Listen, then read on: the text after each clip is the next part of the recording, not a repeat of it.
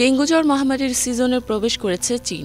বিষয়টি নিয়ে সতর্কতা জারি করেছে দেশটির ন্যাশনাল হেলথ কমিশন এনএইচসি। সর্বোচ্চ মাত্রায় চীনের ডেঙ্গু জ্বর পরিস্থিতি অগাস্ট থেকে অক্টোবর পর্যন্ত থাকবে বলেও পূর্বাভাস দেয় এনএইচসি। সারা বিশ্বের গ্রীষ্মমণ্ডলীয় অঞ্চলগুলোতে ডেঙ্গু জ্বরের প্রাদুর্ভাব বেশি দেখা যায়। ডেঙ্গু জ্বরের গুরুতর প্রকোপ রয়েছে দক্ষিণ পূর্ব এশিয়া এবং আমেরিকায়।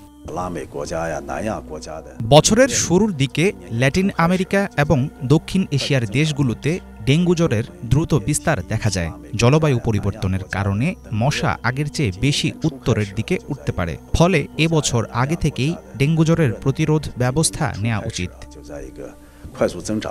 চীনের বেশিরভাগ অঞ্চলে ডেঙ্গু জ্বরের উচ্চ প্রাদুর্ভাবের সময় হচ্ছে গ্রীষ্ম এবং শরৎকাল। চীনে ডেঙ্গু জ্বর মহামারী বেশিরভাগ সময় গুয়াডং, গুয়াংসি, হাইনান, ফুজিয়ান, ইউনান এবং উপকূলীয় ও সীমান্তবর্তী অঞ্চলে হয়ে থাকে। জলবায়ু উষ্ণ থাকার কারণে এসব প্রদেশের কিছু অংশে মে থেকে নভেম্বর পর্যন্ত ডেঙ্গু জ্বর মহামারী স্থায়ী হয়।